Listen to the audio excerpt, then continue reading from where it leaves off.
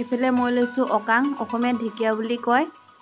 আৰু এইফালে মই লৈছোঁ নৰসিংহ, আৰু এয়া নুনি, আৰু এইফালে অকাঙৰ অন্য এবিধ, এইফালে চেংমৰা, এইফালে অম্বে, এইফালে মই লৈছোঁ নলটেঙা, এয়া তেজমি, এইফালে মই লৈছোঁ ৰিপিৰিমি, এইফালে লৈছোঁ টাকপিয়া, এইফালে মই লৈছোঁ ডুমচেং নেকুং, আৰু এইফালে মই লৈছোঁ তাজিক, আৰু এইফালে মই লৈছোঁ আদা নহৰু, এইফালে লৈছোঁ পিঁয়াজ 3টা, আৰু এটা বিট জলকীয়া, আৰু এইফালে মই লৈছোঁ জালুক। প্ৰথমতে গোটেই শাকবোৰ হাতেৰে টুকুৰা টুকুৰকৈ ছিঙি লৈছোঁ। সাধাৰণতে কটাৰী ব্যৱহাৰ কৰা নহয়, কিয়নো মিচিং জনগোষ্ঠীৰ লোকসকলে শাক কাটিবলৈ কটাৰী ব্যৱহাৰ নকৰে, হাত দুয়োখনে ব্যৱহাৰ কৰা প্ৰায় দেখিবলৈ পোৱা যায়।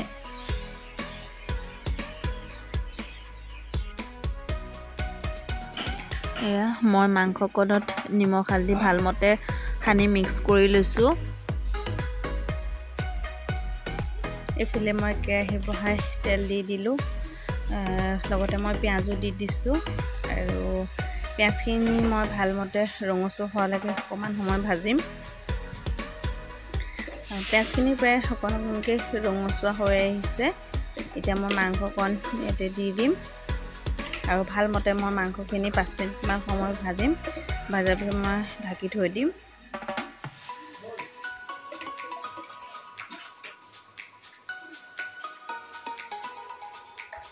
এয়া 5 মিনিটমান সময় ঢাকি থোৱাৰ পাছত মাংসখিনি প্ৰায় অকণকৈ ৰঙচুৱা হৈ উঠিছে, আৰু এনেকৈ মই আৰু অকণমান সময় ৰঙচুৱা হোৱাকৈ ভাজিম। আৰু এতিয়া মই ইয়াতে দি দিম আদা নহৰু আৰু জালুক খুন্দি থৈ লৈছিলোঁ, সেইকণ মই দি দিম এতিয়া। আৰু এতিয়া এইখিনি দিয়াৰ পিছত মই এইখিনিও ভালমতে মিক্স হ'বলৈ দিম, ভালকৈ ভাজিম, সকলোখিনি যাতে ভালকৈ মিক্স হৈ যায়। আৰু এনেকৈয়ে মই আকৌ 5 মিনিটমান সময় ভাজিম এইখিনি। এয়া 5 মিনিটমান সময় ভাজাৰ পিছত মাংসখিনি প্ৰায় ৰঙচুৱা হৈ উঠিছে, আৰু এতিয়া মই ইয়াতে দি দিম এটা বিট জলকীয়া,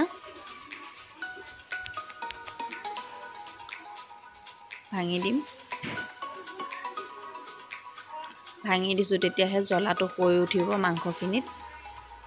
আৰু এতিয়া মই যোনখিনি শাক ছিঙি থৈ লৈছিলোঁ হাতেৰে, সেইখিনিও দি দিম এতিয়া মই ইয়াত। আৰু এই শাকখিনি আৰু মাংসখিনি ভালমতে মই মিক্স কৰি ল'ম, আকৌ 5 মিনিটমান সময় মই ভাজিম।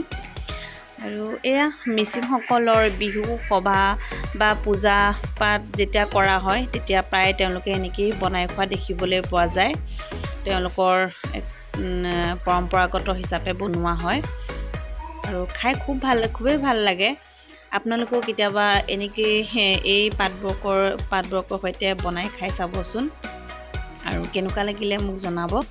এয়া এতিয়া শাক আৰু মাংসখিনি সম্পূৰ্ণৰূপে মিলি গৈছে, আৰু প্ৰায় হৈ উঠিছে। এতিয়া মই ইয়াত অকণমান পানী ছটিয়াই দিম, যাতে কেৰাহীত মাংসকণ লাগি নধৰে।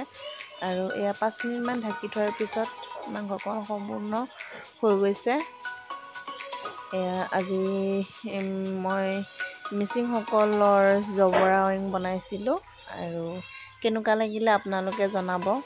যদিহে ভাল লাগিলে লাইক, কমেণ্ট, শ্বেয়াৰ আৰু ছাবস্ক্ৰাইব কৰিবলৈ নাপাহৰিব। লগতে থকা বেল আইকনটো প্ৰেছ কৰিবলৈ একেবাৰেই নাপাহৰিব। ধন্যবাদ।